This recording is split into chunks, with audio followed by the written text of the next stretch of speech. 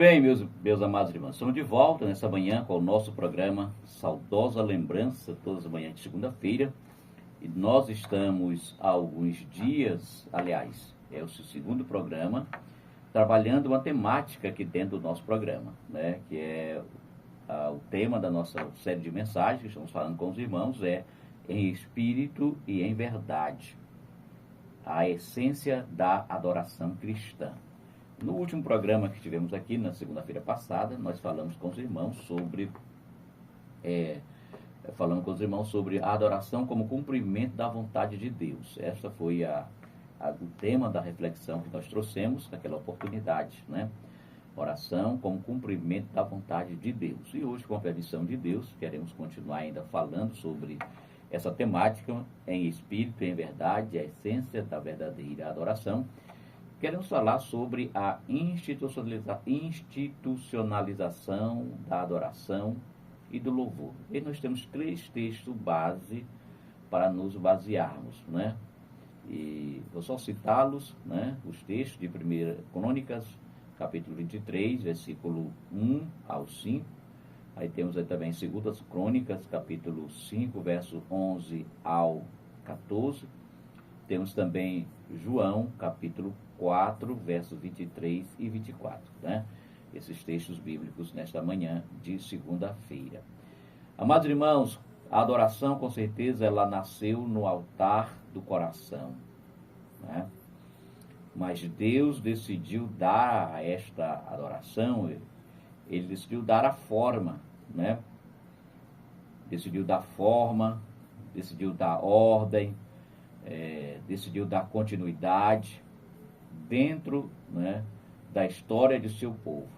E um exemplo que podemos colocar aqui dessa institucionalização é o tabernáculo, né, o templo, né, os levitas ao culto, né. Então vemos que o Senhor organizou o louvor para preservar sobretudo a santidade, né, preservar a reverência, preservar a centralidade, né, do louvor. Porque, irmãos, Deus é um Deus organizado. Eu não consigo olhar para Deus e ver um Deus desorganizado. Não. Há alguns que defendem essa desorganização, de que não, Deus não trabalha de qualquer jeito, nem de qualquer forma. Ele é um Deus, um ser organizado.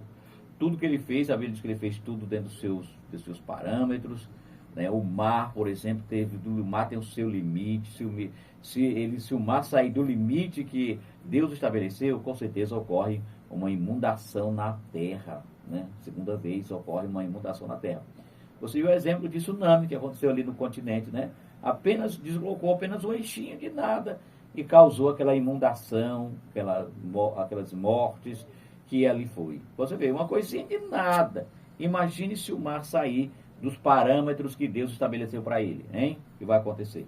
Então, Deus é esse ser organizado. Então, ele fez essa institucionalização do louvor e da adoração a fim de organizar, a fim de que o fogo espiritual se mantivesse e chegasse até nós, né? E não só isso, mas que esse louvor, com isso, o Senhor também estava protegendo as gerações futuras que viriam a ministrar o louvor, tá certo? Porque Deus não organizou o culto para limitar a glória de maneira nenhuma, mas Ele organizou o culto para que a sua glória permanecesse, né? E aí eu vejo alguns líderes que defendem a desordem do culto, né? Não, o nosso pastor Raposo aqui em Bacabal, nesse particular, ele é bem zeloso, né? Ele é bem zeloso, ele é bem criterioso com a questão da ordem do culto. Há uns que, para defender essa desordem, irmão Orlandinho, dizem assim: não podemos engessar o Espírito Santo. E ninguém pode fazer isso. Agora, não podemos deixar a desordem, a balbúrdia acontecer no culto, né? O culto tem que ter ordem. No culto tem que ter reverência, né? E o nosso pastor aqui, Bacabal, ele prima por isso, e ele não está fazendo isso à toa, ele está acompanhando o que a Bíblia diz, né? O que o Senhor, nosso Deus, orienta. né, com essa ordem estabelecida. Porque, irmão, sem ordem vira anarquia. Sem ordem, até para um paradoxal, mas sem ordem vira desordem. E Deus não quer isso. Deus não organizou o culto, repito mais uma vez, para limitar a sua glória. Não foi esse o propósito.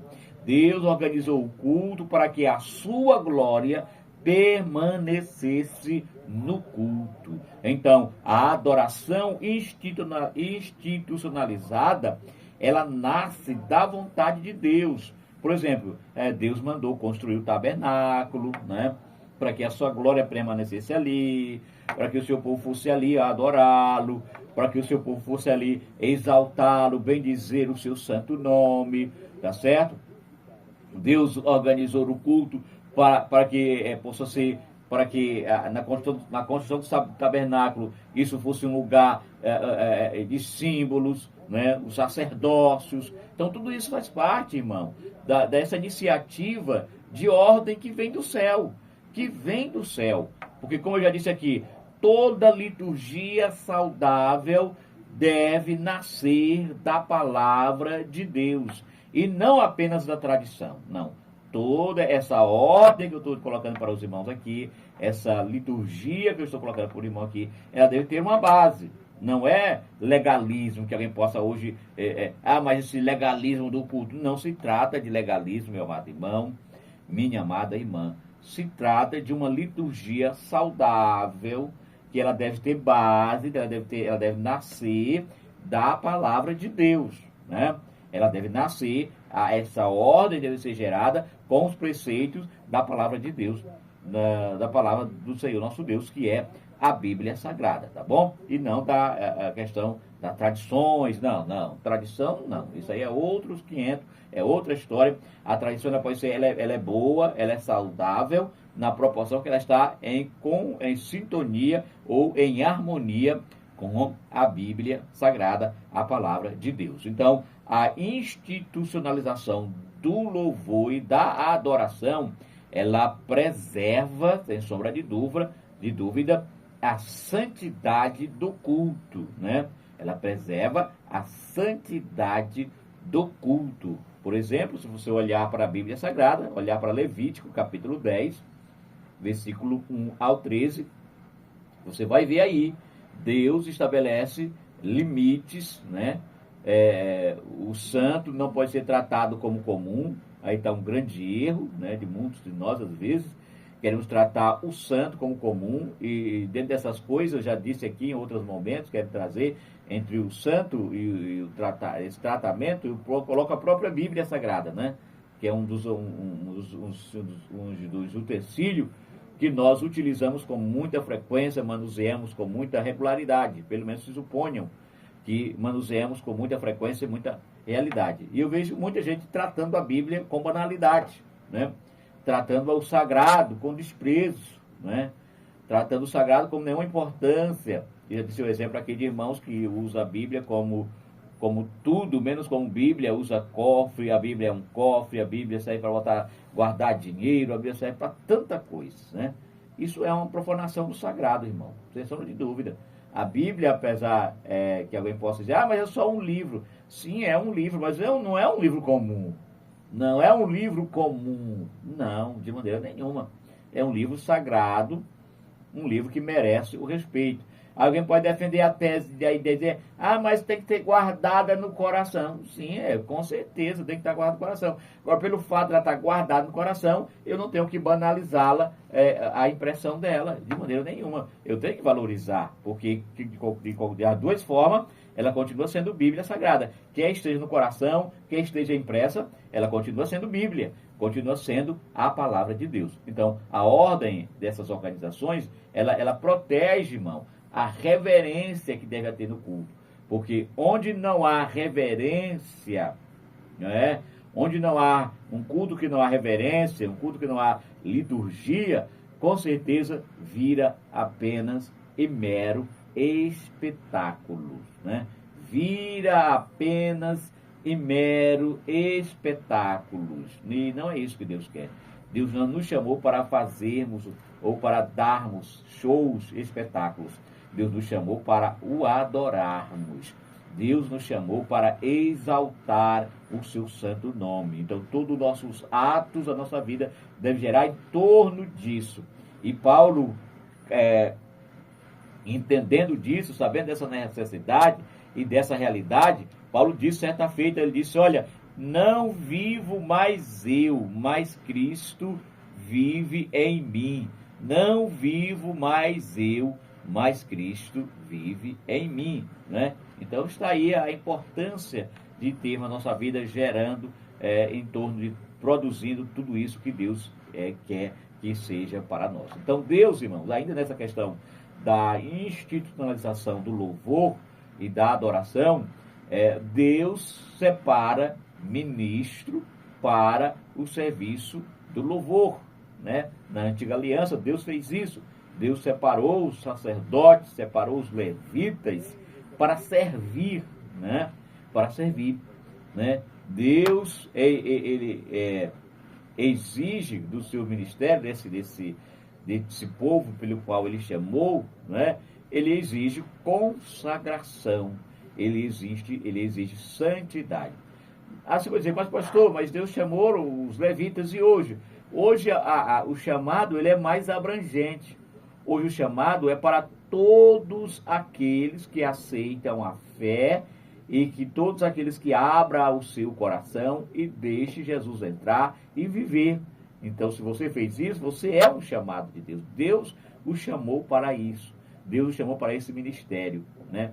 Cada um de nós temos um ministério, vocacionado ou não, mas temos um ministério. Somos chamados a desenvolver esse ministério, somos chamados a servir esse reino com esse ministério, né? Que essa palavra ministério geralmente é mais usada no meio dos irmãos batistas, mas aqui nós assembleianos, pentecostais, chamamos de talentos, né? Deus deu talentos a você e deu a mim, e esses nossos talentos é para estar a serviço do reino de Deus, é para estar a serviço deste grande arquiteto, desse grande desse grande arquiteto criador de todas as coisas, né? Os levitas foram separados para o ministério, e você e eu, que aceitamos esse chamado, que aceitamos esta maravilhosa graça da nossa vida, também somos esse chamado. Então, louvor, irmão, louvar a Deus, bendizer o nome do Senhor, sem sombra de dúvida, eu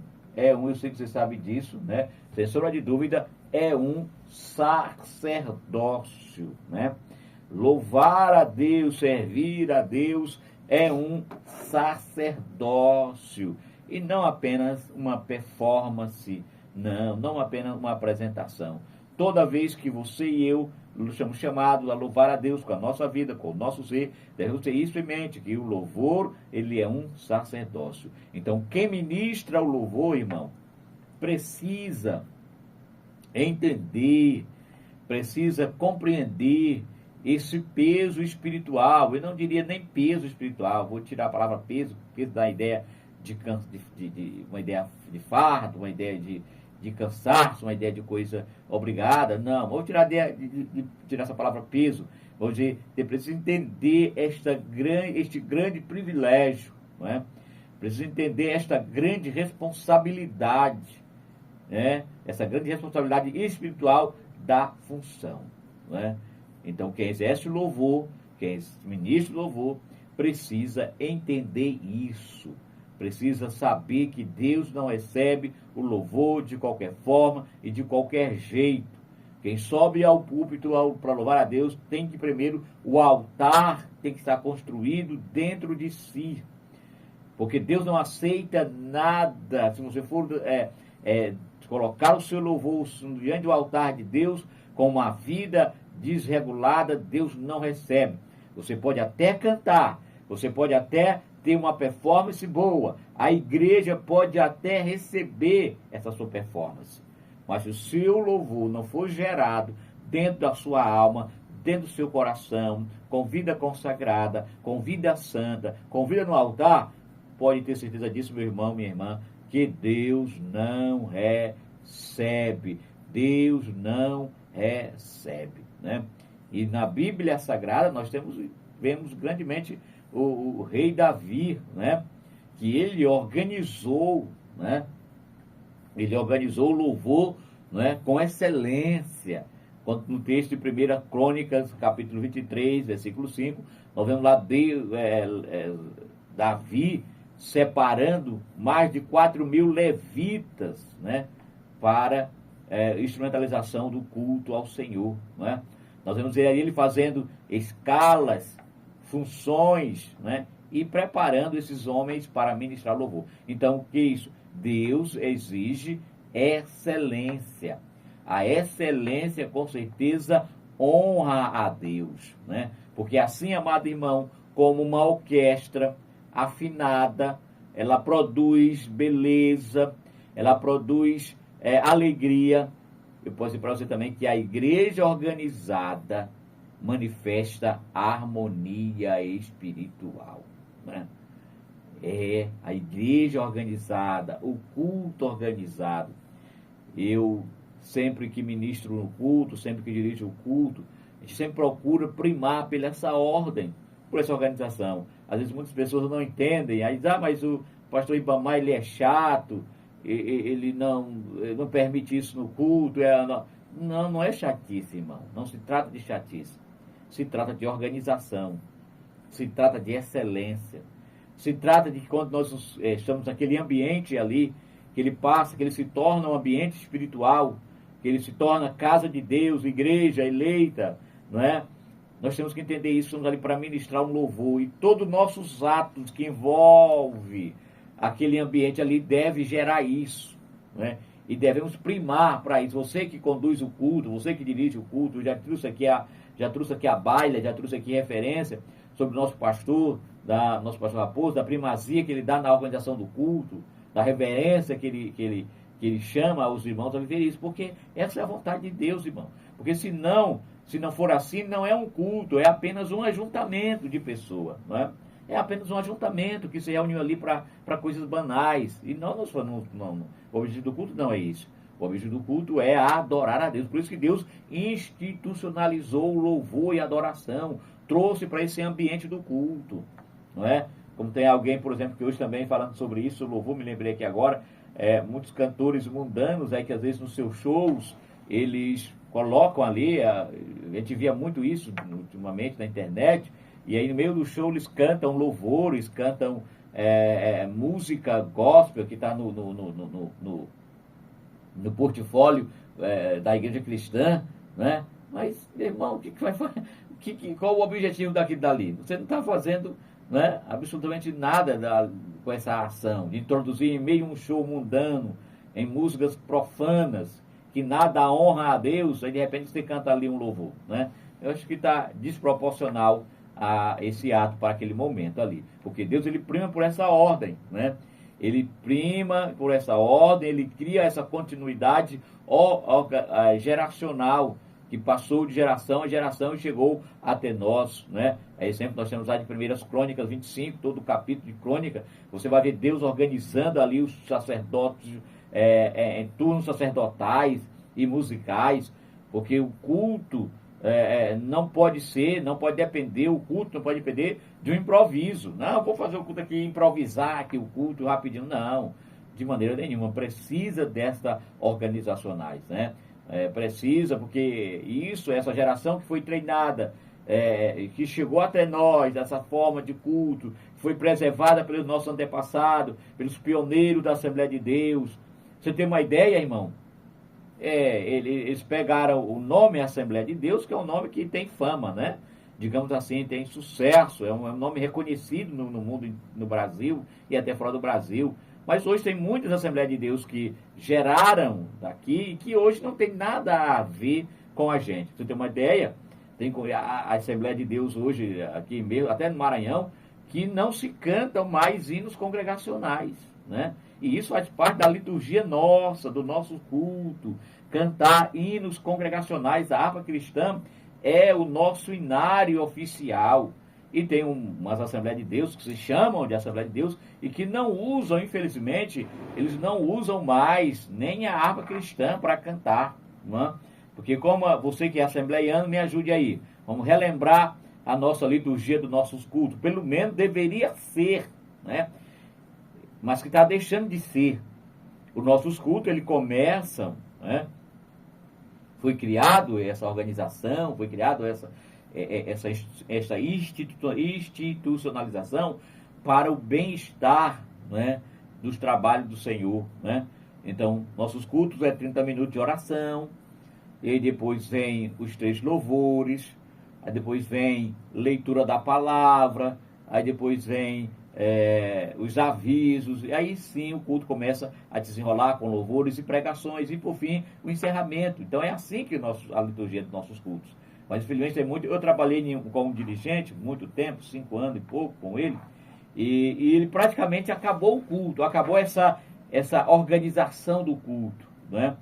Ele chegava cedo, tinha que admitir, tinha que reconhecer, ele chegava no horário certo do culto. Mas ele chegava e ficava sentado no púlpito, né? Ficava ali sentado e ficava esperando os irmãos chegar. Quando os irmãos iam chegar lá para 7h30, 7h40, que ele já via que tinha um número de irmão, e aí que ele levantava e fazia uma oração e começava o culto. Não, irmão, está errado. Está errado.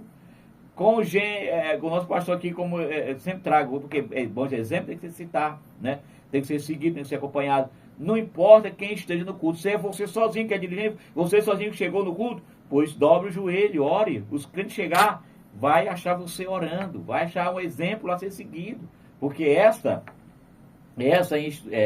estrutura, não é? Baseada na palavra de Deus, que sustenta o culto, irmão.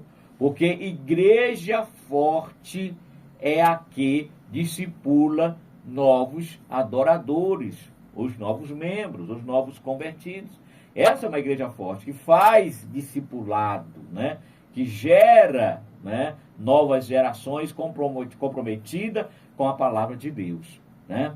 Então precisamos fazer isso, né? E Deus fez isso, porque a palavra de Deus é quem sustenta toda essa estrutura do culto. Em Neemias capítulo 8, verso 8, nós vemos lá claramente: cultos e ensino, irmão, eles caminham juntos, né? É lamentável hoje, infelizmente, por falar disso aqui, né? É lamentável vermos hoje que o ensino da palavra, o ensino santo, o ensino sadio, não é? Ele está saindo devagarzinho pelas portas das Assembleias de Deus do Brasil afora, sabe? Esse ensino sadio, esse ensino genuíno da palavra, ele está saindo bem devagarzinho. Quer um exemplo disso? Você quer que eu dê um exemplo para você? Há cultos em muitas igrejas, Assembleia de Deus, no Brasil afora e no Maranhão, em que às vezes a palavra tem espaço 10, 15 minutos. Pastor, você está exagerando. Não, não estou exagerando. Não estou exagerando. Estou dizendo a mais pura verdade. A palavra está tendo espaço no culto, em algumas ocasiões de cultos, às vezes 10, 15 minutos. E o restante do culto, que geralmente é 2 horas de culto, 2h20, 2 horas e poucos, né? O restante do culto, irmão, é só entretenimento. É só entretenimentos, né? E o culto não é entretenimento. O culto é um ato de adoração ao Senhor. O culto é um ato de serviço ao Senhor, de bendizer a Deus, né? Entretenimento é outro local, né? Tem outras formas de você buscar essa fonte. No culto não, no culto a primazia é a palavra de Deus, porque o ensino e o culto caminham juntos. Pastor, você está defendendo que não tem que ter hinos, louvores no culto? Não, o louvor e os hinos, eles são parte essencial para preparar o ambiente para receber a palavra, tem que existir. Agora, no culto em que canta coral, canta quarteto, canta quinteto, canta banda, canta não sei mais quem, canta não sei mais quem, não sei mais quem. Aí, meu irmão, o tempo vai todo embora e a palavra que é boa, nada, não é? Porque a liturgia, irmão, sem escritura sagrada, ela se esvazia, não é? Ela se esvazia. Porque a verdade que está contida na palavra de Deus é que dá sentido à minha e à sua adoração. Vou repetir nessa manhã para você gravar no seu coração, na sua alma. A verdade que está na palavra de Deus é que dá sentido à sua e à minha adoração. Porque o louvor profundo, ele nasce de uma teologia sólida. E essa teologia sólida deve estar calcada na palavra de Deus, na Bíblia Sagrada. Louvado seja o nome do Senhor nosso Deus. Então nós precisamos entender isso, irmão. Porque essa institucionalização do louvor que Deus fez, como eu disse anteriormente, foi para preservar a permanência dele no culto. No culto, louvado seja o nome do Senhor nosso Deus. Porque esta unidade ministerial, né, ela, eu posso dizer para você com toda sinceridade nessa manhã, que ela atrai a glória de Deus. Que ela atrai a glória de Deus. Você pode ver claramente isso nos textos de 2 Coríntios 5, capítulo 5, versículo 13 e o versículo 14, né? Que os sacerdotes e cantores, eles eram um só som, né? Um só som. Porque essa junção, ordem mais unidade, não dá outro resultado a não ser a manifestação da glória de Deus. Ordem, unidade, é igual à manifestação da glória de Deus. Pode ter certeza disso, que um culto organizado, que um culto cheio de reverência, ele produz uma glória extraordinária. A glória de Deus baixa, a Shekinah de Deus baixa. Culto onde tem palavra sadia, culto onde tem ministração de louvor sadio. Pode ter certeza, meu amado irmão, minha amada irmã, que a glória de Deus baixa ali naquele ambiente. Porque Deus, repito aqui nesta manhã, Deus honra culto alinhado, né? E poderia até ser mais enfático e dizer para vocês esta manhã que o céu responde, né, a esta unidade espiritual, né? O céu responde a esta unidade espiritual. Louvado seja o nome do Senhor nosso Deus, né? Então, Deus fez isso, essa institucionalização do louvor, para que a sua glória permaneça. Mas agora também há um perigo, irmão, há um perigo dessa institucionalização, porque ela precisa ter essência, né? Ela precisa ter essência, porque senão vira apenas um ritualismo. E Deus não quer isso. Deus não quer ritualismo. Deus não quer legalismo, né? Tem que ter esse extremo, porque é uma linha tênua para isso que eu estou falando aqui para você nessa manhã, se tornar apenas um legalismo, se tornar apenas sem essência, sem valor. Não é isso, né? Não é disso que se trata aqui nessa manhã. Se trata de manter essa organização para que a glória de Deus baixe, para que o culto desenvolva sem nenhum prejuízo, né? Porque como Jesus condenou claramente isso aos fariseus, lá em Mateus 6, 7, porque eles se preocuparam apenas com a fórmula, mas não tinha o coração. Eles se preocupavam apenas com a presença da tradição, né? Porque essa liturgia vazia, ela entristece Deus. Sem sombra de dúvida, Deus não fica alegre com essa liturgia vazia, né? Porque a estrutura, ela deve sustentar, essa estrutura organizacional que eu estou falando aqui para você, ela deve sustentar o fogo santo e nunca substituí-lo. Não, de maneira nenhuma. Mas ela deve sustentar o fogo santo. Louvado seja o nome do Senhor nosso Deus. E aí Cristo vem e traz aí uma pá de cal e redefine o centro da adoração, tá certo? E nós vemos lá no diálogo de João 4, 23 e 24, o diálogo dele com a mulher samaritana, não é? Que não o louvor, a adoração, esse rito.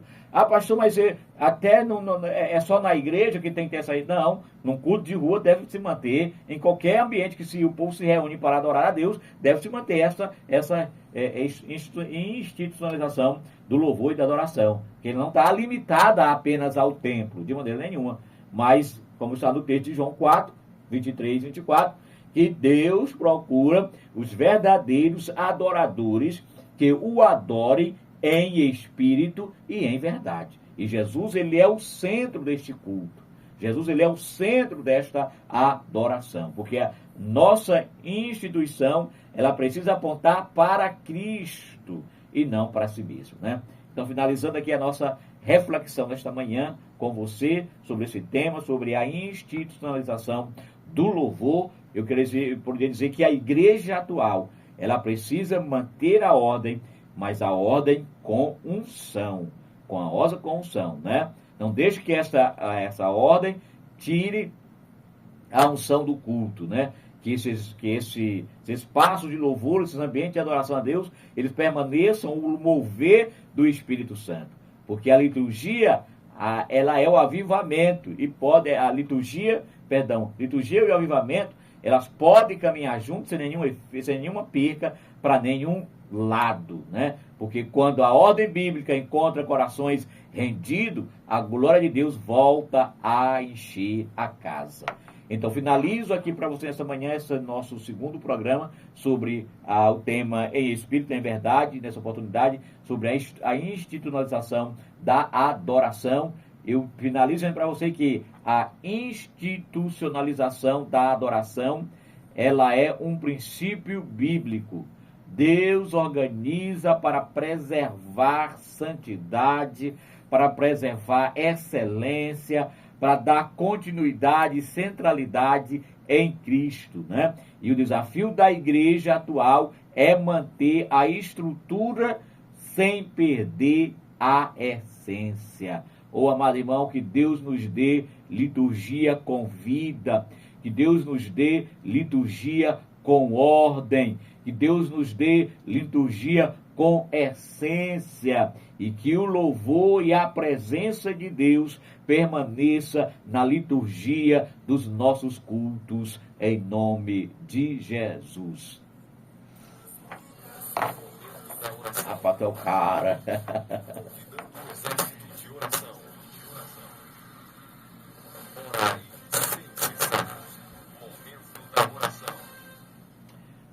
Amado Deus e eterno Pai, aqui trouxemos mais uma mensagem nesta manhã sobre a institucionalização do louvor, Senhor. Ó Pai querido, que os nossos cultos sejam um ambiente de adoração sincera e verdadeira. E que, sobretudo, o Senhor habite em nosso meio. Quando nós nos reunirmos para ofertarmos ao Senhor o nosso louvor, que o Senhor habite. Como diz a Tua palavra, onde há 2 ou 3 reunidos em Seu nome, que o Senhor habite em nosso meio. Essa é a nossa adoração, essa é a nossa vontade e o nosso desejo, hoje e sempre. Amém.